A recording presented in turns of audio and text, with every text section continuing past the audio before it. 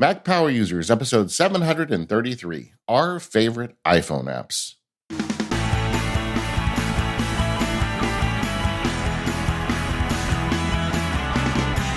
Hello, everyone. This is David Sparks. I am joined by the esteemed, Steven, what happened? My mouth broke. The inedible? You can't eat me. I don't know. Yeah. I don't know what happened there. How about just we'll leave it at esteemed? It's got to stay in. No, I agree, but I don't know where I was going with that. I need to do more planning on my compliments. How about the distinguished? We'll go with that. I mean, it makes me sound fancier than I am, but yeah, I'll take it. Oh, you are very fancy. This is what people don't know about Steven. He drives a pickup truck, He likes to put on the drawl once in a while. Mm-hmm. He's the fanciest guy now. I got a beard, Yeah, I mean, don't you use Grey Poupon, don't you? You don't when you eat a sandwich. No, I bet you do. No, yeah. Man. All right. When you drink from a cup, do you lift your pinky? Where's this coming pictures. from? What is happening to the show? I don't know, man. I don't know. I've just gone off the rails at the beginning. Okay, either way, here we are, Mac Power Users today, gang. We're talking about our favorite iPhone apps. We wanted to do this for a while because, occasionally an app comes up on the show and we're like, oh, yeah, I really like that app, but we haven't really focused on it for a very long time. So what we thought we'd do is we just make a list of the apps that we're using all the time on our iPhones. The iPhone is a unique device in the Apple ecosystem. It fits in your pocket. It's with you all the time. For a lot of people, it's their main computing device. And we thought it would just be kind of fun to talk about what we use. Yeah. We do this on occasion. And I looked back through the previous times we've done this, and I was surprised about how many new names are on this list. So I'm excited to get into it. I will tell you, I downloaded some stuff because you got into the document first this time. And you had some stuff that I was like, oh, I need to check that out. Yeah, that is the trick between the hosts on the show. When we do one of these list shows, the first person in the outline wins. Mm-hmm. Because we do actually like a lot of the same apps, but like you also added a few here that have me interested too. So I think we got a lot to talk about, Steven. So let's just get started. Actually, before we do, we've got a couple announcements. Yeah, so if you are a Relay FM member, you've already heard this, but I want to make the announcement here because not everyone sees the newsletter or listens to Backstage or is even in the Discord, although you should do all of those things. But starting March 1st, membership is going to go from $5 a month and $50 a year to $7 a month or $70 a year. And in those various outlets, we've explained what's going on and the reason for that. But basically, the short version is Mike Hurley, my partner at Relay FM. We've been subsidizing a lot of the costs for the company out of our own pockets for quite a while now. And we just kind of reached a point where that's not sustainable. There's no secret that the ad market for podcasting has been struggling of late. We do expect that to turn around at some point, but we think it may be a little while. And what this lets us do is take the fixed cost of the company and move it off of advertising onto membership. So that additional cost for membership is going to help us keep the company running at its current scale and size. There's really nothing in the company that we feel like we can change and keep the shows the quality they are, right? Like we have editors and designers and all these people, and we want to keep all of that going. And so this was really the way forward for us. So if you are a member, go check out that episode of Backstage. Mike and I spoke about it a couple of weeks ago. That's in the crossover feed if you're subscribed to that. Also was in a newsletter we sent out a couple of weeks ago. But want to give everybody a heads up here as well. And I got to say, David, a lot of the feedback from this has been overwhelmingly supportive. And if you send us a note, thank you. It was a hard decision, as you may imagine. Mike and I really wrestled with this really for a long time. And when we finally made the decision, we knew that some people would be unhappy with it, and that's totally fine and expected. But what I didn't expect was how much how many encouraging words and notes that we've gotten. And that's really been something special the last couple of weeks for us. Yeah, and just to be clear, this is not extra money for the host. This is to keep the lights on. And it does cost money to host these podcasts and hire editors and all this stuff. So this is really helping keeping the lights on. And to all of you who are members, I just want to thank you because it really does help make the show work. We don't make as much as we used to on sponsorships, and the membership really matters. So, It does. thanks everybody who is a supporter. Every week we try to bring you special content as members. This week we're going to. I was set free on the NOM show floor this year, Stephen, National Association of Music Merchants. Bunch of tech stuff there. I want to talk about that in today's episode of More Power Users. But that's just an example. We always have cool content for you as a member, and you can learn more at relay.fm/MPU. So let's get into some apps. And since you got in the document first, it's only fair that you get to go first. Yeah. Okay. So the first one I want to talk about is one that is mentioned on the show. This is not a new one, but it's one that I just have to mention because I think it might be my favorite iPhone app, and that's Drafts. Greg Pierce has become a friend over the years. I don't want that to cloud my judgment. You know how it is when you know this guy is working so hard on the app and you want to help him out. But I just use this app all the time. Drafts is so great. It's like a uniquely iPhone application. You open it up, there's a blinking cursor, you type words, and then you can move those words basically anywhere on your device or share it or whatever so quickly. I just can't get over how often I use the app and how fast it makes it. Just yesterday, I had a call with a good friend who was giving me some good accessibility advice on the show and some of the stuff I'm making. So as soon as I got a phone, I just opened up Drafts and I dictated like 4 emails and 2 OmniFocus tasks and, bam, bam, bam, bam, bam, right through Drafts. And I push a couple buttons and it's all done. And that's the thing you get with Drafts. It like removes friction from ideas and words to get them out into the world. And I just continue to love this app. He's currently at version 42 of the application. I mean, that's nuts. And he just continues to do good. If you want it to look a special way, you can make it look a special way. He covers all the Apple hardware. We did a whole show on Drafts, so I don't need to go on, but just to wax poetic for a moment. It's an application that helps me get my work done without friction. And if it went away, I'd be very sad. That is a really good indicator of how important an app is to your workflow. Like if it goes away and you would have feelings about it. I think that's a pretty good marker. Yeah. Check it out. Drafts. Yeah. I'm going to go with a newcomer and, again, written by a friend of ours, but I think it's absolutely spectacular. And that is Call Sheet. So this is by our friend Casey Liss. And what Call Sheet is it's a IMDb replacement. It uses a different database called the movie database, but it's a replacement. And it's like an app that has all that information about movies and TV shows and actors. But it's by someone who actually cares about the user experience. And I don't watch a ton of television or a ton of movies, but already in the few months that this app has been out, it is already basically required that I have my phone with me if we're going to watch a movie. So when that question comes up, I'm like, oh, what else is this person in? Or there's a new feature now of like, how tall is this actor? All this stuff in here, and Call Sheet makes it really easy.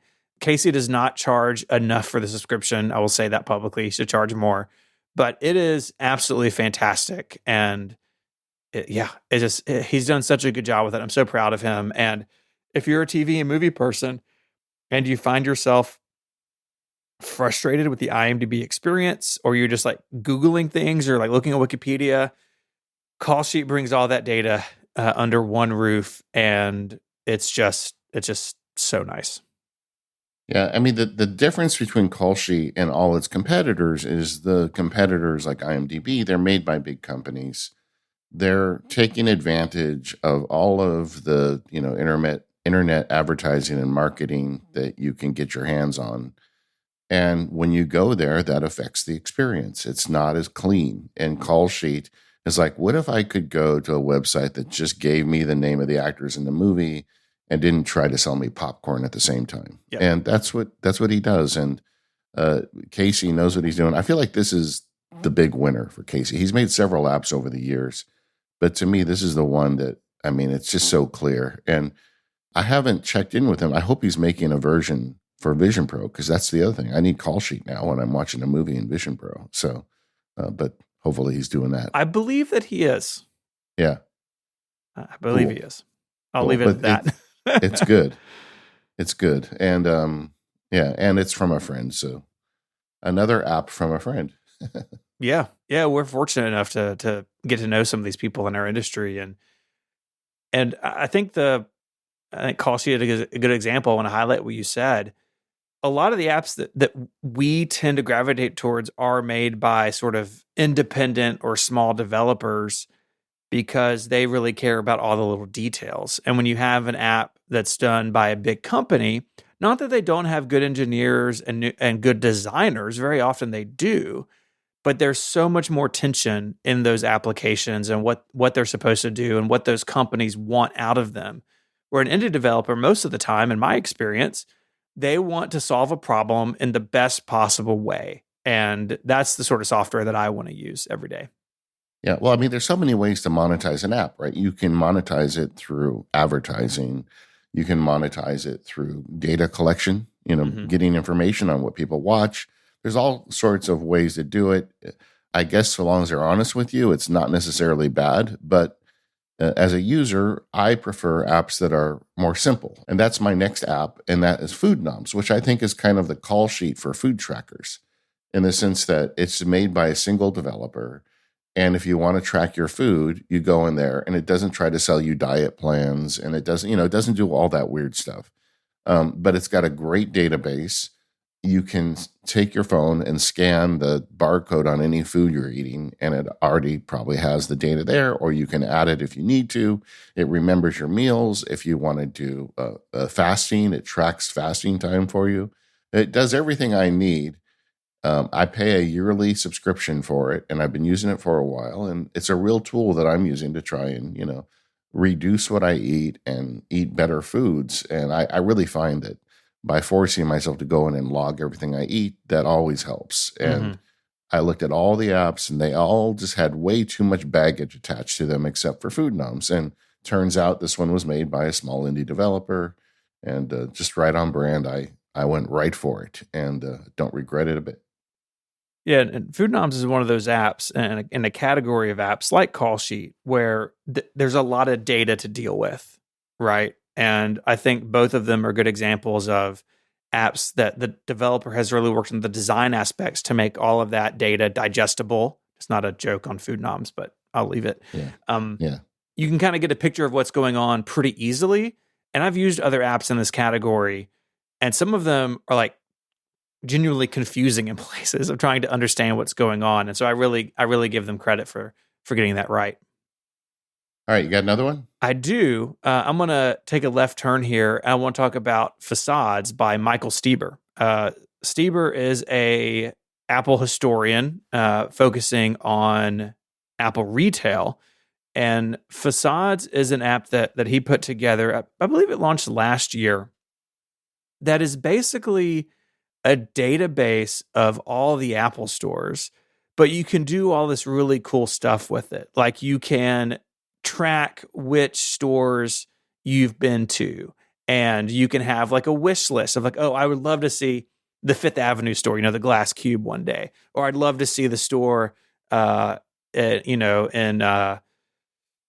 in London or someplace else, maybe you're traveling. And it's just really well put together and really fun. There's also just a lot of information in it. So you can get the address, but you can also get the history of the store. So like when it opened, if it moved, what type of store it is. And it's Michael's a single developer, but he has this thing running on the Mac, the iPad, the iPhone, and Apple Vision Pro. And it's great on all of them. So admittedly, maybe not as useful in your daily life as some of these others, but a true example of something that really brings joy to its work, and I think is a lot of fun. Yeah, that one pairs nicely. What's that other app that has an index of all Apple hardware ever? Mac Tracker. Yeah, Mac Tracker. I feel like Facades and Mac Tracker need to come together. Yeah, you can run them side by side, and yeah, they're both great. It's I love people. I mean, obviously, right? Because I am who I am. I love people Yeah. who care, who pay attention to this stuff. It makes me feel better about my own obsession. And Michael's become a friend. He helped me with some stuff in the current Apple history calendar. Like, he's really fantastic. Another app for me that is like uniquely iPhone, and I know they make this for other platforms, but I just really use it on the iPhone, is Parcel. Yes. And, we talked about other shipping apps over the years, but Parcel was the first one that figured out how to automatically connect to your Amazon account. So if you buy stuff on Amazon, it auto populates. But they've also just made a lot of really nice changes to that app over the last few years. Like, for instance, now it color codes the delivery to the delivery service. So if you have something coming from FedEx, it's blue. If it's UPS, it's kind of orange. And just all the little features that you need are there. I will say that the Amazon connection thing seems to break pretty frequently. You've got to go in and renew it. And my guess would be that's Amazon probably turning them off. That's my guess. Yeah. Yeah, but if make orders, and because I'm a shut in at this point in my life, I rarely go out.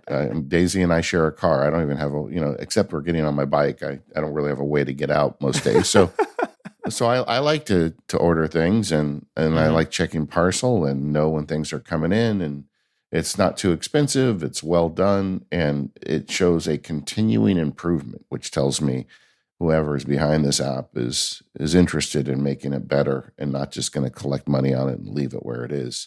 So that's the one at this point, I think. I think it is too. And that's the promise of subscription, right? Like, that a developer will continue to work on the app.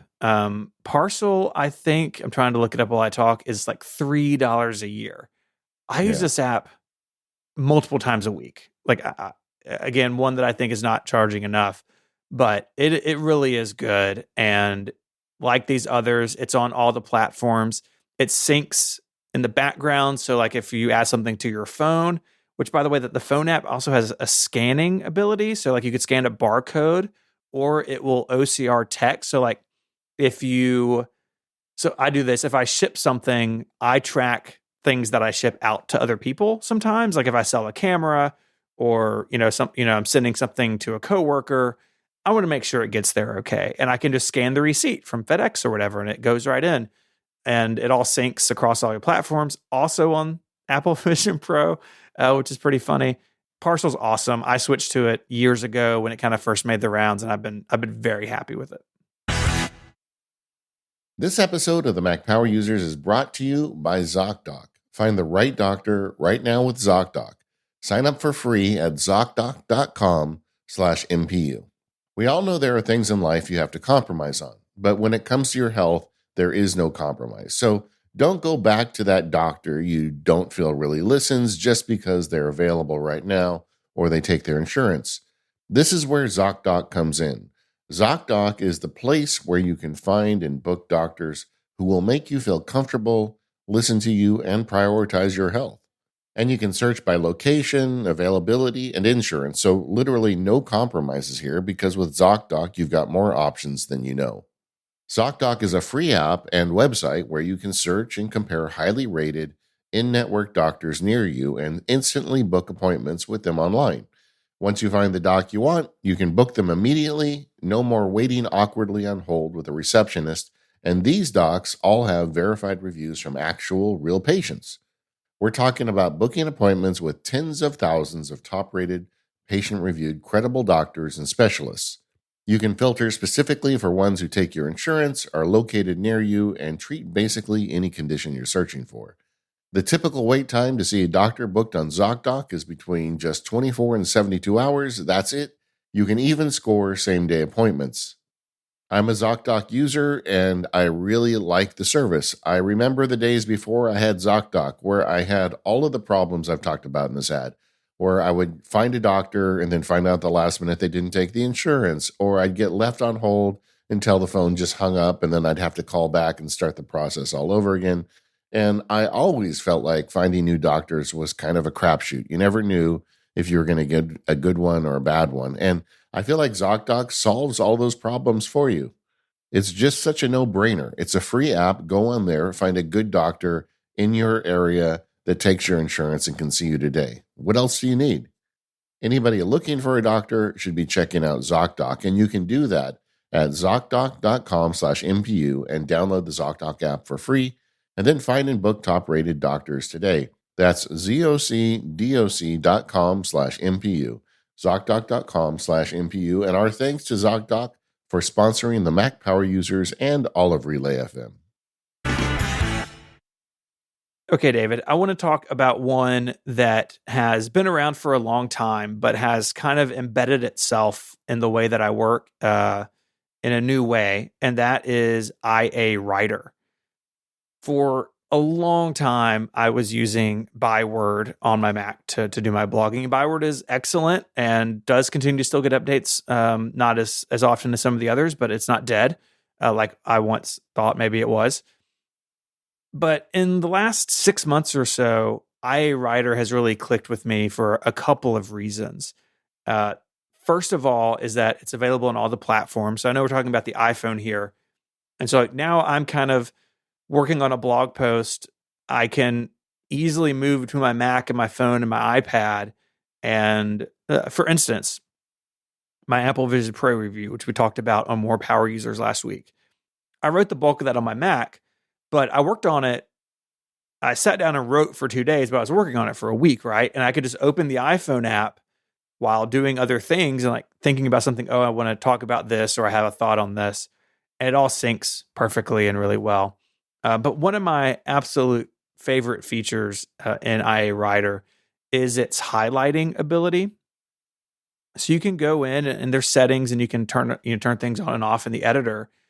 But you can have it highlight all of your adjectives or all of your adverbs. And like you can go in and enable style checks. So like if you've written in a cliche or a redundancy, so like maybe you've used the same word twice in a sentence, it can highlight those things and bring them to your attention. Now, I still run my big blog posts through Grammarly to make sure I'm not making actual errors.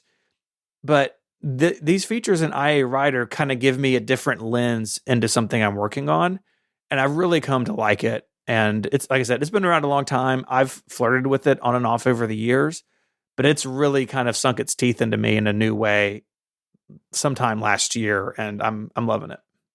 Yeah, I mean, I talked earlier about drafts and how much I love drafts, but I'm with you. I use IA Writer too. If we had done a show on favorite iPad apps, this would have been on my list because I find writing on it. In fact, I have a whole bit I do on, I have a clicky Bluetooth keyboard. I turn on IA Writer, basically lock my iPad. I call it my digital typewriter. And I find it a great way to write. And, you know, the app is super minimal, but the grammar tools built in are very good. And it catches things Grammarly doesn't, but Grammarly catches things it doesn't. So it's just like having one more proofreader at your back. And, you know, I just really kind of resonate with the company and the way they make apps and how they make them minimal, but they don't make them useless. Like they add features that make sense. Mm-hmm. And I would tack on to that IA Presenter. Have you ever played with that app? I have played with it. I've never used it in the real world. Someday we're going to do another show on presentation software, and that app is going to get a segment because like I'm right now doing the Productivity Field Guide webinar series. We've now done 7. There's like 5 more. This is going crazy, but I'm doing all the slides in it with IA Presenter, and it's just looking great. And you make a markdown outline, but we're not talking about that today. I'm sorry, I got off track. But I just really like the company, and I'm totally with you on this one. Yeah, they made their own series of typefaces. Like that's pretty cool. Yeah, right. They're not messing around over there. Mm-mm. Okay, another one for me that I like. We're kind of on a productivity roll here. Is Timery. And I think that one deserves mention as well. I'm a big fan of time tracking.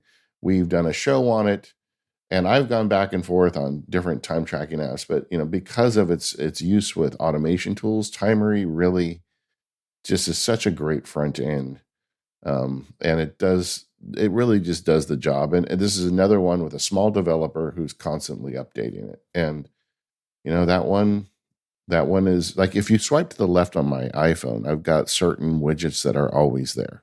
You know, calendar, weather, and Timery is one of them as well, because I just want to be able to get into that data anytime. It's excellent. I've run it basically all day, every day at work. I've been pretty serious about time tracking for a couple of years. My MPU timer right now is coming up on an hour because Yeah. we had a call and I recorded my ads and did some admin work before we sat down to record. And at the end of the week or a month or a quarter, whatever I need to do, I can go in and look at the reports. It helps me make decisions in my business. It is indispensable for me. What's the biggest insight you've got from time tracking now that you've been doing it a couple of years? Um, Gosh, I think for me, the biggest thing was like how much time I was spending editing Connected, and that's kind of recent because I recently gave that over to Jim. Yeah. But that was a decision that was made out of that data. Like, okay, I spend this much time here, and does that still make sense? Yeah. For me, it was really learning how little time I spend in what I call manager mode. I'm the guy who makes field guides about OmniFocus and stuff. And you would think I spend the whole day arranging my Titanic deck chairs, but Mm-hmm. and I thought I was, but when I started time tracking, I realized actually I don't spend much time doing that stuff. But that's because I figured it out, right? Yeah. But that was really insightful for me. And the other thing that I got out of it, is just like recently I was looking over the weekend. My daughter who's been out of town, is visiting over the weekend. We spend a ton of time together, and like I don't feel guilty about family time because I look at the numbers, and I spend a lot of time with my family. That's my hobby. And the so that's cool. I don't know. Time tracking I find reassuring more than illuminating sometimes. Yeah, that's a good point. All right. My turn. Actually, I just went, didn't I? You did just go. Take Yeah. another though. Take another one.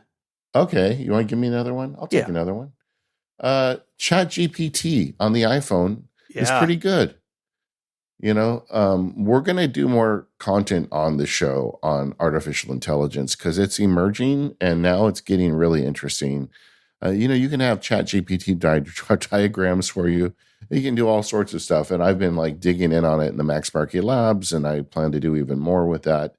I think it's becoming a productivity tool. And this is my big take on chat GPT and AI in general is as users, we should not be afraid of it, but we should not look at it as, the messiah either. We just need to figure out ways to use it to be productive. Mm-hmm. And I think there's a big announcement coming from Apple in June. I mean, I'm not the first person to say this, but Wall Street is taking notice that Apple hasn't really done much with AI, and they've been buying up AI companies like crazy. And I think Apple's going to do an AI thing that's going to be private, which is going to be their distinction, right?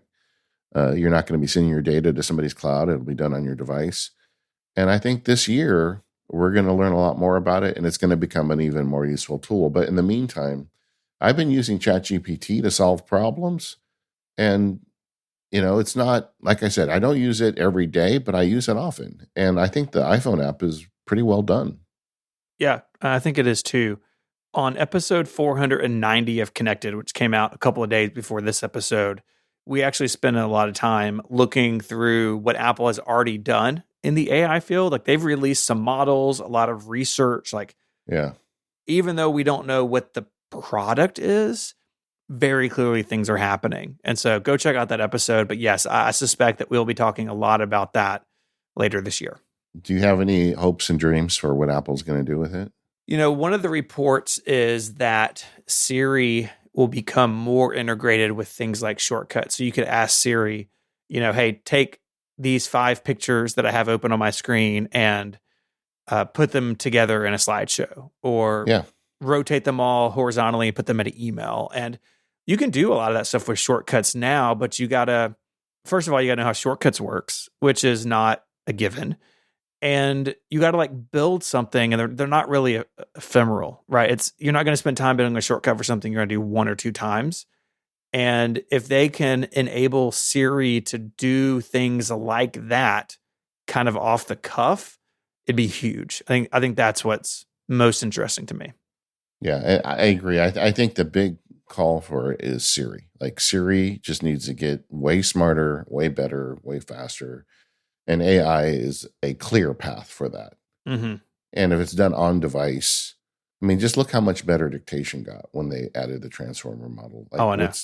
what's next. So I hope that happens. I would also like to see productivity themed AI, that does a better job of calendaring appointments for you, managing tasks, all that stuff. I think that would be interesting. And we'll see. In the meantime, if you want to get a peek at this stuff, I think ChatGPT is one of the best publicly available models. And I do find uses for it. It's, a lot of the stuff I do Yeah. is AI these days. Now, field guides I release now are in 10 different languages because of AI, and I'm hearing from people all over the world that can finally understand what the heck I'm saying. Whoa. What are you using for that? It's a Teachable. My platform does it automatically. Okay. And I picked the 10 languages. I looked at the customer base and picked the 10 from there. Pig Latin wasn't available, by the way, but no, it does it automatically transcribes everything. Like I got an email recently from a customer whose girlfriend is Spanish and she doesn't speak English, and he's been watching the productivity field guide with her so she can read it and stuff like that. That's really cool. The only downside is it doesn't have an editable dictionary. So every time I say Max Sparky, it writes out MAXBARKEY. Max Sparky. Maximum Sparky. B with a B. Maximum Barky. Maximum Barky. It's like a loud so if dog. I ever get another dog, that's going to be the name. Max. It's really Barky. good. You've also spent some time playing with Copilot, though, right? Yeah, I just started playing with that. That's on the apps I'm trying. And Microsoft they've got money into ChatGPT. So this is using ChatGPT under the hood, but I think it's a little more user friendly. I'm early days on it. I'm going to be doing Max Barkley Labs work on this. I want to dig in on this, but it looks to me like really something interesting and maybe a model for what Apple should be doing. I hope Apple is as enthusiastic about AI when they get to it as Microsoft is. But yeah, Microsoft Copilot is very interesting. I just downloaded it a week ago. I don't really want to endorse it just yet. I need to test it more, but so far I've been really impressed with it. Perfect. Yeah. And I don't use the Microsoft apps. I feel like if you get into the Microsoft apps ecosystem, then it gets even better. Yeah, I think so too. That's where it's looking at your team's conversations and your documents and doing things for you. And I think Apple could do that too. But yeah, now we're just on tangent. You know what we should do for the show if we get around to this is we should go ahead and buy a couple months of the AI in Notion as well, because we're working in Notion. You can have Notion give it an AI instruction to draft an outline or something, and I think we should we'll do a show on this, gang. I'm writing it down right now. Okay, I'm gonna go with I want to talk about weather apps. That's what I want to go, because you and I have different ones on here. Mine is the perennial favorite, Carrot Weather. Continues to be awesome in terms of not only the type of data you can get out of it, which is really important to me in terms of customizing my alerts, using different weather sources even, but also in terms of customization of user interface. Carrot Weather, I think, really continues to be the best example that I found of an app that lets you kind of build your own interface within it. And so my Carrot Weather can look different from yours, from somebody else's, because we prioritize different things. But I know you and a lot of other people have also given Apple's weather app, which got a big update last year. You've also given that a spin. So I'd love to know how that's going. Yeah. So this is the reason I put this on here is because it was a switch for me. I had been using Carrot Weather for, I don't know, as long as it had been around. And this is another app. I love the story behind it. I think he was an English major and he taught himself to code and he made all these funny things that Carrot Weather says. And he's so far ahead of the curve on UI design. The Carrot Weather developer is done some heroic work as a small-time developer. Yeah. So I want to support that. But then when we did the Apple Weather app, I just realized I just don't need all that stuff in Carrot Weather. And I live in Southern California where our weather historically has been pretty mild. And I need to know when it's going to rain and stuff. But, I started using the Apple Weather app during the beta and I never went back to Carrot Weather. And it wasn't really a conscious decision so much as, usually it's I can't wait to go back to Carrot Weather after the beta season ends. But I just never got around to it. And I thought that was interesting. Yeah, I think they've done a really good job with it. And it's on the iPad now. Remember, for a long time there was no weather Yeah. app on the iPad from Apple. I think Apple's is beautiful, and I mean from the very beginning. Well, not from the very beginning. I guess from iOS 7, maybe, when they added like, oh, if it's raining, like it rains in the app. And if it's snowing, the snow piles up on the top of the Yeah. user. Like lots of little touches. And of course, they bought Dark Sky. Dark Sky became Apple Weather Kit, which third-party developers can use. I know it's an option in Carrot Weather amongst a bunch of other sources. Other apps like Widgetsmith underscore uses WeatherKit to power the weather widgets there. And so they've taken Dark Sky and turned it into their own weather app. Like the radar in Apple Weather looks just like the radar did in Dark Sky. But they've also enabled a service for developers to use. And that to me is almost more impressive than the turnaround the Apple Weather app has had, because a lot of weather APIs they all cost money, right? This data is expensive and there's a lot of it out there. But a lot of big weather apps do some weird things around privacy and security. Look, they have your location all the time. And some of the big ones over the years have been caught doing things in their advertising or with that data. And that was never an issue in Carrot Weather, but Apple with WeatherKit has kind of made the statement of like, you don't have to do all that stuff. And it's allowed developers to bring weather data into their apps in a way that those developers feel comfortable with. So I love Apple's story around weather data. And I know WeatherKit is not the most reliable, most accurate source everywhere in the world. No source is. They're all going to be different depending on where you live. But I think Apple's done a really good job of this. And I'm glad the weather app is good because that's what most people use. You know, I want more. And in my part of the country, it's important to have more. But Apple's come such a long way. I really think that team is doing great work. Yeah. I mean, and maybe someday I'll go back to Carrot Weather. I don't know. It is very whimsical and fun. And I have such a soft spot for small developers that it's like there's part of me that feels guilty not using his app. But the truth is, the Apple Weather app's good enough for me. Like it's raining today as we're recording. And like just a few minutes before we start recording, it had stopped raining. It said it's going to start raining in 10 minutes. And I'm looking out the window and it's raining. So, it does the weather stuff that I need. Yeah. Okay. So that was weather apps. Let's take a minute and talk about a couple of music apps that you have on your list. Okay. I really like making music, so I have some music specific apps that I like. You want me to just go through them? Yeah, that sounds good. Okay, I'm gonna start with GarageBand because I love GarageBand on the iPhone. Like I use it more on the iPhone than any other platform. I love that like I'm sitting somewhere and I'll open up GarageBand and start tapping out a song on the piano. I like to play songs that are like inappropriate for the moment, because I can kind of like tap pretty much anything out, once I find if I get the right note, if I hear it in my head, I can usually tap it out. And I think it's fun to do that. And you can do that on your iPhone. I'm sure there are simpler piano apps, but GarageBand is just killer for like goofing off with it and like just making music anywhere. I love that. And that's cool. But I also, play the piano and the saxophone, and I've got a couple apps that work for me on that. The first one, particularly for saxophone, is an app called TE Tuner. Okay. And there's a bunch of apps like this. This just happens to be the one that I latched onto at first. It is a tuner app that also has a metronome in. So if I play an A flat, I can look down at it and it gives me a tuning scale to see how much I am in tune. The thing people don't realize about the saxophone is that the instrument is out of tune on every note. Like when you play the piano, when you play a C, it's the right pitch. That's why a piano tuner comes in and makes it. Every time you play a note on the piano, it's in tune.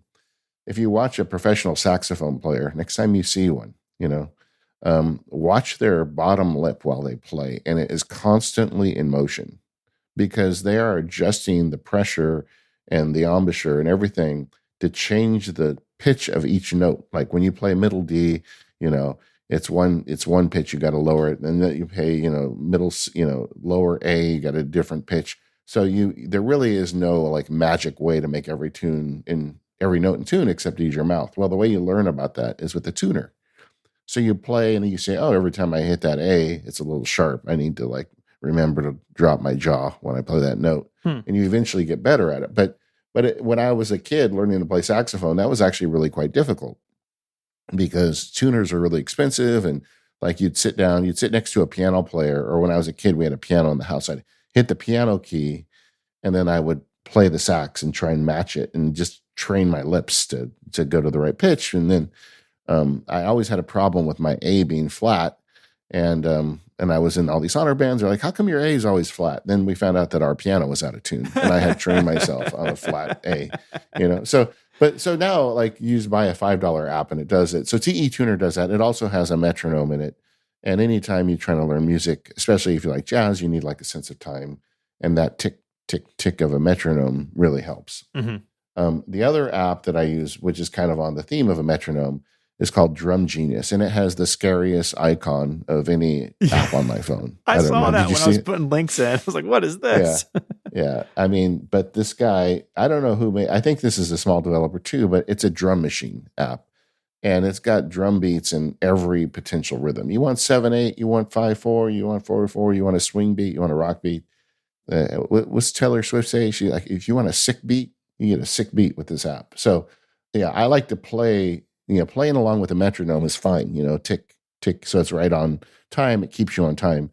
But why not play with a drummer? And you get the same benefit. So I use Drum Genius all the time, and it's like I think it's a free app, and then you pay for additional beats. At some point I just was feeling flush with cash, and I just paid like the $20, and I got all the drum beats, and I use that app like almost daily when I practice. I love the Drum Genius. Very irrelevant. For the two saxophone players or musicians in the audience, Drum Genius is worth it. Hey, no, I think it's cool to know what's out there. And I mean, the iPhone and the iPad turn into anything you need them to be, right? This is a good example of it. Well, there's other music apps, but they're all on the iPad. So that'll be for another story for another day. This episode of Mac Power Users is brought to you by NetSuite. If you have a business, you might be able to relate to this. Things get to a certain size and cracks start to emerge. Things you used to do in a day are suddenly taking a week. You have too many manual processes and you don't have one source of truth. It's never a good feeling when everything in your business is disjointed, too many processes in too many places. You want clarity. You want one place where all the important stuff happens. The solution to untangling that disjointed feeling is NetSuite. It's a software company that has developed a cloud-based business management platform to help your team deal with key business processes like enterprise resource planning and financials, CRM, e-commerce, inventory, and more. I know when we have too many manual processes running around at work, it feels harder than it should be to get the work done. And if you want to make sure cracks don't emerge in your business, there are 3 numbers to know: 36,000, 25, and 1. Okay, so what do those numbers mean? Well, 36,000 is the number of businesses that have upgraded to NetSuite by Oracle. That makes NetSuite the number 1 cloud financial system, streamlining accounting, financial management, inventory, HR, and more. And 25 because NetSuite turns 25 this year. That's 25 years of helping businesses do more with less, close their books in days, not weeks, and drive down cost. And 1 because your business is one of a kind. So you get a customized solution for all your KPIs in one efficient system with one source of truth. With NetSuite, you can manage risks, get reliable forecasts, and improve margins. Everything you need to grow all in one place. Having all the information you need in one place makes it so much easier to make decisions. I know as a business owner what a difference that can make and how much easier everything operates when information is available. It really does mean that smart decisions can be made faster. So go check out NetSuite's popular KPI checklist. It's designed to give you consistently excellent performance, and it's absolutely free. Just go to netsuite.com/MPU. That's NETSUITE. netsuite.com/MPU to get your own KPI checklist. to make sure your business is one that continues to thrive. Our thanks to NetSuite for their support of the show and Relay FM. All right, Stephen, give us another one. Okay, I'm gonna mention one that has been on my mind because of Apple Vision Pro, but I love it on my iPhone so much, and that is Noir, Noir. It is an app / Safari plugin that will basically enforce or impose a dark mode on a website that doesn't have one. And I run my iPhone in dark mode all the time. I don't do that on any other device but my phone. I don't know why. I just do. It works for my brain. Sure. And you'd be surprised in the year of our Lord 2024 how many websites don't have a dark mode, including the very podcast network that you're listening to. It's on my list. I know. But Ixnay. Yeah. Podcast. But it's really jarring if you're used to dark mode and you hit a website that's all white in the background. And it has a lot of customization. So some websites, it just doesn't do a very good job of. Or some sites have a dark mode, but maybe you don't like it and you want to use one through this plugin, through this app. So I've run it for a long time. It's on the Apple Vision Pro. It's on Vision OS, which is a bonus. But I use it every time I use Safari on my phone because you run into sites all the time that don't have a dark mode, and it's really great. And what's really cool about it, and what I think is kind of special about it, is that, of course, it does sync and everything, right? But if you have an issue with a website, you can go in and like really fine tune it and really dial it in, and all those changes get synced across iCloud. So say that, there's a news website you read and the dark mode that it has is bad, or what Noir does to it is kind of weird. There's a bunch of dark mode themes you can choose from, and all that gets saved. So if you use dark mode everywhere, you're kind of benefiting from your work. And it's $3 and it's a one-time purchase, which is pretty sweet. Yeah, good one. I've got one here that's a utility app that I just really wanted to point out. I think people using iOS devices, you need a font management tool if you're going to use iPhone and iPad, because Apple's made it a lot easier to load third-party fonts and use them on your devices, but you've got to have a tool really to manage it. And Font Case, I don't know when I first bought it. It's been around forever. But I just, every time I need to manage a font, I go to Font Case. It does the job. Very good application for it. And there's not a whole lot more to say than that. But, I like my Futura. I've got my Mike Rohde font. I've got several fonts in there that I want to use on my devices. And if you've ever been tempted to add your own fonts to your devices, all you need to do is go on the App Store, download Font Case, and you're good. Yeah, it's cool. I have not done a lot of custom font stuff on my devices, but Font Case is the way to do it. I think it's just so wild. Like, think about how far these devices have come. Yeah. In the beginning, like talking about font management on an iPhone, like 15 years ago, it's bananas. But here we are, and you can import fonts from iCloud or Dropbox. So like I actually have a Dropbox folder of my sort of the fonts that I want on my Mac if I set it up from scratch, right? Some for work, just other typefaces that I like to use, and Fontcase can just import all those off of Dropbox, and that's great because it means you're not having to like jump through hoops to get those files onto your device. Yeah, with the productivity field guide, that was a weird one in that it had a book too. When you bought it, you got a book.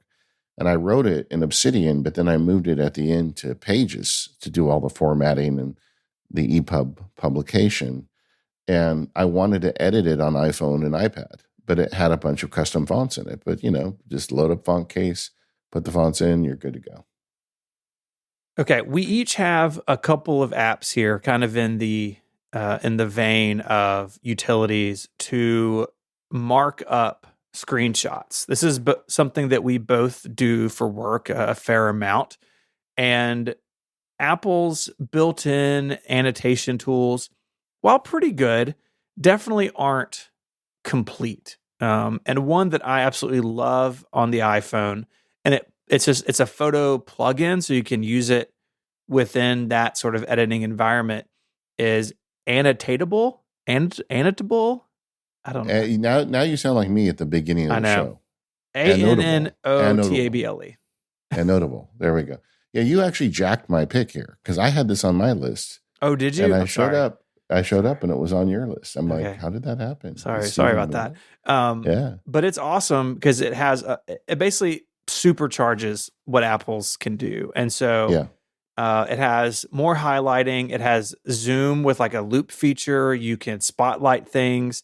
And it has the one that I use it most often for, honestly, is to obscure text. So if I need to send a screenshot of my home screen, for instance, but I don't want my kid's school pickup on the calendar for the world to see, I can just drag a little square over it and it pixelates it where it can't be read. Uh, yeah. this has been on my phone so long. I don't even know the first time I installed it. It has been around a while, but it is really great. Yeah, add my vote to the bin there. I agree. This is the one. Like, really, if you just want to be able to annotate your images easier, I think this is the one you get. Mm-hmm. You've also got Elsewin on your phone apps, which is interesting because I only use that app on my Mac. Yeah, I've got it everywhere. This is made by some friends of ours in the Relay Discord, and it is an app that does really two things. You can use it as a time zone converter, and then you can export out of it or copy out of it a list of time zones. So like, say you're setting up a call with people from multiple time zones, you can just have like a little list of like, okay, 1 p.m. Eastern, noon Central, 10 a.m. Pacific. If you do multiple countries, you can have like the flags in there, which is a lot of fun. But the other thing it does is it creates custom time codes to put into Discord. So Discord has this feature where if you know the right incantation of text, it will put the time in the person who's reading it, their local time zone. So you can set the time in Elsewin, copy the code, paste it in a Discord message, and it would say 12 noon Central when I'm reading it. But when you're reading it, David, it would say 10 a.m. Pacific. And I have it on my phone and Mac because I use it both places. And I mean, I deal with a lot of time zone stuff, and it has really become super useful for me, not only when planning things, but also announcing them to our members in Discord. Yeah, in the Max Market Labs, we do a lot of meetups. We do Zoom calls and everybody kind of joins in. But I noticed like Australians were showing up and it was like 3 a.m. their time. And I said, okay, we got to start rescheduling these things at a more variety of times. So now when we do them, we go out and it has a list of all the various times and I try to like move it around more. But Elsewin is like, it just solves the problem. If you ever schedule meetings with people in multiple time zones, this is a no brainer. For me, it's in the menu bar on the Mac and I just go up, click, Yep. copy, and it gives me a list of all, it even puts the flags in and it makes you look real clever and it takes almost zero time. Yeah, it's awesome. One that's on my list, it's a bit of an outlier from everything else, is Dark Noise. We actually have talked about that quite a bit on the show, but Dark Noise remains the white noise app of choice. As someone who has tinnitus, I've got background noise almost all the time, and Dark Noise is the one, and really is for me an iPhone app. Like I feed it to my HomePod speakers from my iPhone. I put it into my AirPods from my iPhone, but I primarily use the app on iPhone, and it just continues to be the choice. I mean, for so long, those white noise apps were just all terrible. They looked ugly. They didn't sound good. Yeah, Charlie does such a good job on this. No surprise, another small developer who really cares about what he makes. And if you need a white noise app, look no further than Dark Noise. I opened it to get the link, and the second review, like the featured review, is I heard about this app on the Mac Power Users podcast. Nice. That's Nice. cool. Yeah, I agree. This is one that I have on all of my devices, but I think of it and use it primarily on the iPhone. It syncs all your stuff. You can do custom sounds. So I have brown noise and I think rain mixed together. That's like my jam, especially in the evenings. And it is it's great. It's really well thought out with timers and all sorts of stuff. He's really killed it. Thunderstorm for the win. Yeah, I thought about not including it because we've talked about it so much, but I use it so often, Yep. and the show's called our favorite iPhone app. Yeah. So, Yep. you know, That's how it goes. Another one for me that I know we have talked about before, but really is just really good at what it does is Flighty. If you travel a lot, Flighty is the flight tracker for the iPhone, where you can plug in your flights and get notifications. It has really, really good, maybe honestly, maybe the best I've seen live activity and dynamic island support. So you can see your flight, you can see your gate, like all of that just available to you from your lock screen or the dynamic island on your phone. But another feature that I really like is the friends feature. So you can become friends with somebody on Flighty. It's all private. You don't have like a public profile where you're showing your flights. But if Mike Hurley adds a flight to his Flighty, I can see it. And then I can decide if I want notifications about his flight or not. And normally I just turn on when he's leaving and when he's going to land, or I don't need a live activity for when Mike is flying from London somewhere. But I like to know when he gets to where he's going. Very often he's traveling for work, or at the very least, like, okay, I may need something from him, or someone else may need something from him, and it's good to know when he's in the air. And Flighty makes all that really easy. We used to like text each other flight links, and you have to like look it up somewhere, and Flighty just makes all of it seamless. And on top of all of that, it's beautifully designed. It's one of those apps that has no business looking as cool as it does, but the polish level is just out of this world. so the reason I've always been hesitant on this app is I don't travel enough. So it's like it's not worth it. It's quite expensive, right? I've just downloaded it. It looks like it's $3.99 per week for trips. And I guess do you just buy it when you're flying, or do you have like a permanent subscription to I it? think I've got a year subscription. I forget what I do. I'd have to look it up. But yeah, they do have short ones. So if you just want it for like, okay, we're going to, London and back this summer for the 10th anniversary trip, you could pay for it just for that month or whatever. So they do have some options for that. I think I've got the annual subscription though. Yeah, this year for a variety of reasons, I'm on an airplane like 5 times in the Yeah. first 6 months. So maybe this is the year, but I'm going to have to check it out. It is pricey. I will give it that. But if you need this sort of thing, it's by far the best out there. Yeah. Well, I think if you travel a lot, it's a no-brainer. Mm-hmm. But if you're like me and a shut-in, I'll be done traveling by like July. Yeah. After our relay thing, but I don't know. I downloaded it. Because all you guys talk about how much you love it, and I've just never used it. I got one that relates to my dog. Okay. So my dog's a runner, as they say. She doesn't really go far, but sometimes she'll shoot out the front door if you're not careful. She wants to go play, And the problem is where I live, if she's out for like an hour, there's a good chance something else might eat her. It's Sure. not just getting run over by a car. So we're very careful about not letting her out, but I'm always worried she is. And the other thing is because I've got all these trips planned. We're going to be leaving her with my mother-in-law, and she's going to be some other places where she might get nervous and run off too. So I looked carefully last month at options for dog tracking, like the AirPod or the AirTag is an option. They sell special collars for it, but it didn't seem like it was really the thing.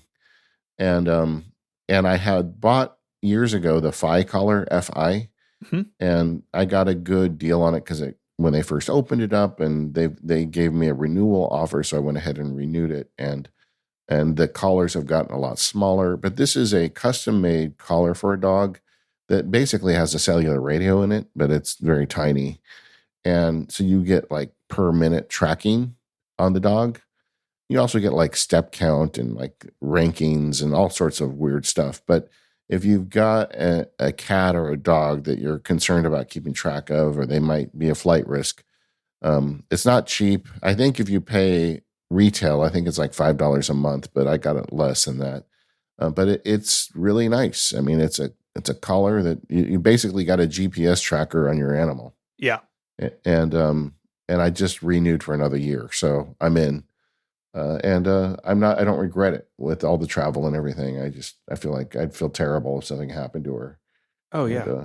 yeah, Yeah, I remember when you checked this out. I think we spoke about it on a more power users at some point. But yeah, it yeah, I mean, this is one of those areas where like technology can make a real difference in the life of a family, right? yeah, Um, if our dog was a runner, she's not. But if she was, I would 100% be on board with this. Like this would be what I would do, given your experience with it. yeah. There's just a lot of wildlife around here, Yeah, and my man. dog isn't that big, So Yeah, tasty little morsel, you know. yeah, exactly, exactly. This episode of the Mac Power Users is brought to you by Indeed. Join more than 3.5 million businesses worldwide using Indeed to hire great talent fast. Just go to indeed.com/MPU. We're driven by the search for better, but when it comes to hiring, the best way to search for a candidate isn't to search at all. Don't search, match with Indeed. If you need to hire, you need Indeed. Indeed is your matching and hiring platform with over 350 million global monthly visitors, according to Indeed data, and a matching engine that helps you find quality candidates fast. So ditch the busy work, use Indeed for scheduling, screening, and messaging so you can connect with candidates faster. And Indeed doesn't just help you hire faster. 93% of employers agree Indeed delivers the highest quality matches compared to other job sites, according to a recent Indeed survey. There's so many elements to hiring the right people, but it really starts with getting people with the right skills. Once you find the right skills, then you get the right person, and then you have a successful hire. Well, Indeed completely solves the first half of that equation. You get candidates matched to you that give you exactly what you need, and that's why so many people use Indeed to hire. It removes so much friction to getting the right people. Leveraging over 140 million qualifications and preferences every day, Indeed's matching engine is constantly learning from your preferences, so the more you use Indeed, the better it gets. So join more than 3.5 million businesses worldwide that use Indeed to hire great talent fast. And listeners of the Mac Power Users will get a $75 sponsored job credit to get your jobs more visibility at indeed.com/MPU. Just go to indeed.com/MPU right now and support our show by saying you heard about it here on the Mac Power Users. That URL one last time, indeed.com/MPU. Terms and conditions apply. Do you need to hire? You need Indeed. And our thanks to Indeed for the support of the Mac Power Users and all of Relay FM. Okay, we're in the home stretch now. And I want to talk about what may be the most used app on my phone in terms of time that it's running. Not necessarily time Okay. that I'm interacting with it, but time that it's doing its thing. And that's Overcast. You know, the podcast player that's been out for a long time. I think it's like 10 years old now, but it continues to be my podcast player for choice exclusively on my phone. Like I have it installed on my iPad and on my Mac. I really only listen to podcasts on my phone. And I continue to use Overcast for two main reasons. First of all, it's really fast to fetch new episodes. And when you run a podcast network, you care about that sort of thing. A lot of other podcast apps take a long time to see changes in a feed. Overcast is really, really fast. But secondly, it sounds the best. A lot of apps have features like Overcast where they can remove silence or equalize the volume across shows. And, you know, I have basically every podcast app for iOS installed on my phone. I check them all out. I want to make sure all of our stuff is working correctly in all of them. But Overcast, I can tell you, as someone who's tried them all, sounds the most natural in the effects that Marco applies. And I listen to it with Smart Speed and Voice Boost, what he calls those features, both on. And it makes every show sound good. Not every show sounds as good as our shows do, right? And it brings everything up to that level. And I said there were two reasons, but really there's a third. Marco really cares. You know, I really think that's a theme of this episode is that we like apps by people who it's clear they care about what they're doing. And Marco is extremely passionate about the open podcasting ecosystem of which we are a part. And that just means RSS feeds, right? And you look, if you listen to our show wherever, like I'm just happy you're listening. But for me personally, I think it's important that podcasting remain open. And Marco and Overcast have really been a bright spot, sort of in that school of thought, and continues to be. And I know he's talked about this. He's in the midst of a big rewrite. Look, the interface is stale and kind of busted in places sometimes, but he has talked a lot about working on that. And what I have seen of it, I'm very impressed. And so I think at some point in the future, it will get the visual overhaul that it needs. But again, I'm not in it very often, right? I'm going in, I'm picking a show off a playlist and hitting play, and then I'm putting my phone in my pocket and putting AirPods in. And for that use case, there's nothing better. Yeah, and under the hood, it's really stable. Like I used the Apple Podcast app through the betas, Mm-hmm. and for some reason, it was putting the wrong artwork on podcasts. Oh no. Like the Max Sparky Labs, like there's one with the wood background and the logo. It was like putting that on top of completely unrelated podcasts, and like it's like, come on, guys, just get the artwork right. And like I was so happy to go back to Overcast. I've got an add-on for that one. Okay. There's an MPU listener who made an app. It's another single developer called Pod Highlighter, and it's a kind of a weird. It's a web service, and I think it's like $8 a month, or it gets cheaper if you buy a bunch of them. But it's not inexpensive, but it works with Overcast. I made a video on it for the Max Sparky Labs. I'm going to put it in the show notes here so anybody can watch it. But the idea of it is you download a shortcut, and then he's got a back-end web service. And so if you're listening to anything in Overcast, and it only works with Overcast, and you hear somebody say something on a podcast that you're interested in, you just hold down the Siri button and say, highlight this or highlight. And then it grabs like the 30 seconds of audio, it transcribes it, it does an AI summary of it, and it emails it to you. Whoa. And it can also add it to Readwise and do some other stuff. But the little, so like I'm always listening to podcasts saying, oh, that's a really good idea, but I'm driving or something. But with this, I just say highlight, and then I get the summary of it. And if you're someone who listens to podcasts and get good ideas from podcasts and you want to hold on to those, this is a great little service. Yeah, I am saving this link to check out after the show. This sounds awesome. Yeah, and it's made by one of us. Yeah. That's the other thing. Yeah. That's really cool. I know Overcast has a feature, and I inspired it, so I'll take credit for it, where you can export like a video clip for social media of like 30 seconds of a show or whatever. But tools like that, or like Pod Highlighter, like, discovery is a problem in podcasts. Sharing is a problem in podcasts. And so I'm all about people building utilities to make that simpler. Yeah, and this really, I don't think is about sharing so much as it's just like a service for you. Like you hear somebody say something, you're like, I want to try that as an experiment, but you know you're going to forget when you get to your destination. Yeah, but you could use that to share if you wanted to, I think. Yeah, you could share it for sure. That's cool. There's one app, I think this is one of my favorite apps. I have a slight green thumb. I like to play in the garden. I have a couple bonsai tree, and Southern California is a weird climate. We have a lot of heat, not a lot of water. And I'm always looking for plants that do well in our climate. And, one of my favorite places to look for them is Disneyland, because they have really good gardeners. But you see all these plants, you're like, that looks really nice. Maybe I should try one of those at the house, but you don't know what it is. And I found this app called Picture This, and it's a plant identifier, and it's expensive. I think I pay like $20 a year for the subscription. Listen to me, $20 a year. Remember when, apps were like 300? But anyway, yeah, it wasn't that long ago. Yeah, but you point it at any plant and it tells you what it is. It gives you a description of what type of plant it is, how it does, and what conditions. And I use this thing all the time. And I have like a list of plants that I think I want to try for the house, or if I'll check one out and I'll look at the conditions of its survival and say, well, that's not going to do well where I'm at. We have too much acid in the soil, or, so it really is really helpful if you like to garden. And, there's been apps like this all the time that identify birds or plants or trees, but this one is the best I've seen at it. I pay the subscription happily, and I use it all the time.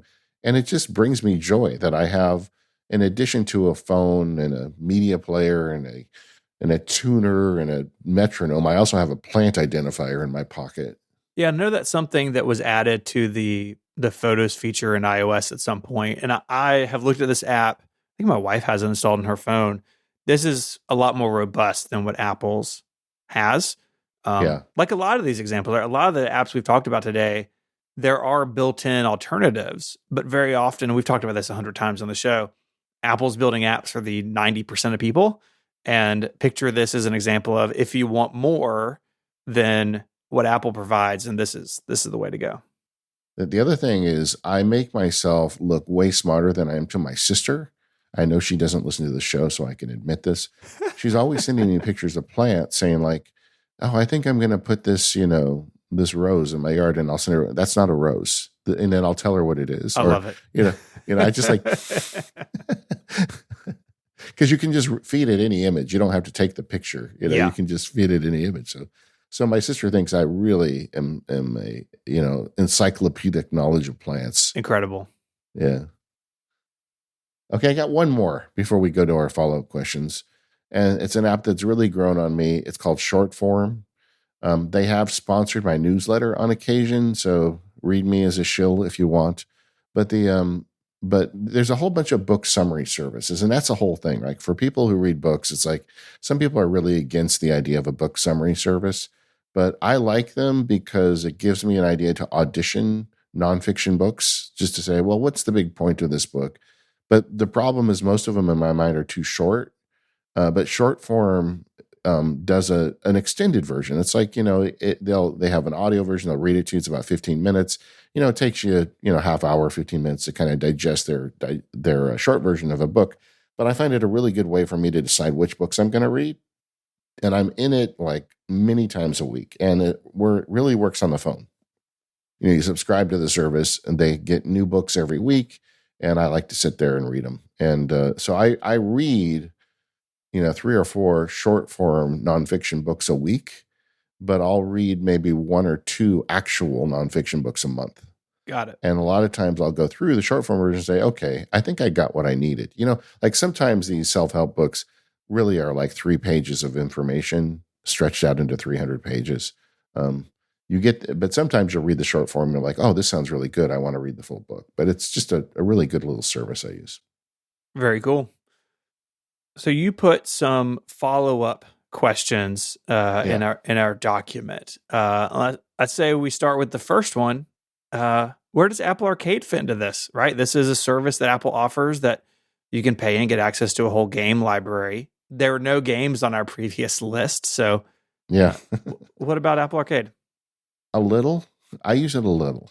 It comes and goes. Like, there was one called Japan Rural Life, where you had a little guy in Japan and he had to like go to a farm and plant plants. But then it felt to me like it was, those games with the dopamine hits where like, oh, my crops came in. Now I can buy the thing. I feel like they kind of interrupt real life too much, if that makes sense. Yeah. I don't need a facsimile. I need to do a better job at the real version of life. So I played that for a while. In general, the little puzzle games I'll load once in a while, but I just don't game much on my iPhone. Yeah, I don't do a ton. Occasionally there will be an Apple Arcade app that pops up that grabs my interest. They've remastered a bunch of like classic iPhone games, and I've played some of those. I have Apple Arcade because I'm one of those people that I use just enough Apple services where the Apple One bundle is cheaper. And so Apple Arcade is kind of on for the ride there. But I do think it's interesting what they're doing there. And I would imagine in the future they will continue to push this in terms of like Vision OS and that sort of thing. But yeah, I'm not a big gamer either, anywhere, but especially on my phone. I mean, but since you have Apple Arcade, I'm sure your kids probably use it.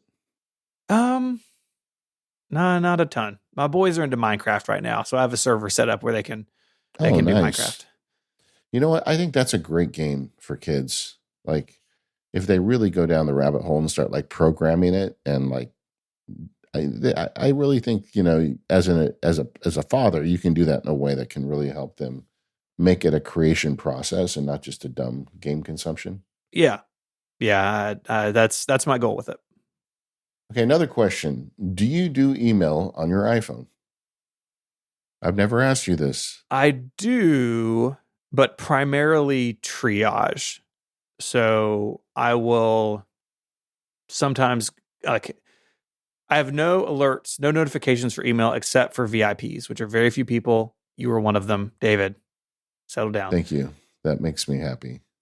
Like in the morning, I'll look through it, and there's usually 3 or 4 things to drag the same black hole, and then the rest will kind of wait till I get back to my computer. But I very rarely manage like customer service email for Relay or something like that on my phone. I prefer to do email at my Mac, like most other things. So it is mostly triage. And I'm using the Mail app. I know MimeStream has talked about coming to iOS. And when they do, I will move to MimeStream on the iOS because I adore it on the Mac. And all my accounts are Google or Google Workspace or Gmail based. And so I get to do that. But yeah, it's email. My iPhone is really a secondary email machine to my Mac for sure. Yeah. Yeah, me too. I think we have the same philosophy. If I'm at my Mac every day, I don't open the email app. It's not in my widgets. It's not in any of my home screens. It's over in the app library. If for some reason I find myself away from home or something and I haven't checked email for a day, I will go in there and do a triage. Mm-hmm. So I think it's useful to have it there. I know some people like uninstall their mail apps and they intentionally don't want mail there. I think that's extreme. Like you can turn off all the notifications and stuff. Email doesn't have to be a problem on your phone. Just show a little discipline, but also make it hard. Put it in a folder somewhere. Make it so you have to like go somewhere to do it. But if I need it, I'll use it. But rarely do I need it. And when I do use it, I will only reply to stuff that really needs a reply. Yeah, I think that's fair. Any other work that you avoid on the iPhone? I tend to try to use tools that I can use on my phone when I need to. So like if we're working on a show outline in Notion or in Google Docs on another show, I can pop in and like add something. I try to at least capture a lot of stuff on my phone, but say that I've got an email where like someone needs a refund for a membership or like a change, there are things like that that the iPhone just not super conducive to. And so the phone for me is sort of screening and triage and capture when it comes to work. And I will do more if it's necessary, but I would much rather wait until I've got a bigger screen and a keyboard in front of me. Yeah, and that's why Drafts was the first app I called in the show because it solves that for me. I can put it in Drafts and do whatever. Although I will give honorable mention to Notion. I thought that their app would be terrible, and it's not. It's great. I mean, it's great for what it is. Yeah. And I can get into an MPU outline easier on Notion than I could when we did it in Google Docs. At least I feel like it. Yeah, so nice. Yeah, I'm currently trying to drag the Connected Boys into Notion. Good luck, because I've really it's really clicked for me. And it's their mobile app's way better than Google Docs. I mean, come on. All right, we said we don't like games. Pick a game. Pick one game. The game I'm currently playing the most on my phone is Pocket Tanks, which is like a classic app that's been around for a long time. I've said this before on the show. My brother and I will like play an iOS game together. It's multiplayer kind of asynchronous game. And we were playing, I forget what we were playing before this, but now we're playing Pocket Tanks. And it's an old school favorite, man. Like if you look at these screenshots, this is really how it looks. It's blocky and old school, but it's a lot of fun. That's so funny because I'm the exact same. Are you familiar with Ollie's Arcade? Yeah. Yeah, and that's from the gang over at Icon Factory, and they built a lunar lander simulator. Ooh. Like if you're the right age, you know what lunar lander is. It was like one of the original video games. It was just vector graphics, and it was really hard. And this one is just as kind of vexing, but for all those reasons, I love it. And it's got other games in it. I don't even play them. I just play Lunar Lander, and that's my current game. Awesome. Yeah, I need to download this. Yeah. You will like it, my friend. Perfect. All right. Well, that's going to do it for today. Those are our favorite iPhone apps. If you've got some we missed, we've got a forum for that. Go over to talk.macpowerusers.com. If you want to check out more power users, that's the extended ad-free version of the show. Go to relay.fm/MPU. Thank you to our sponsors, ZocDoc, NetSuite, and Indeed, and we'll see you next time.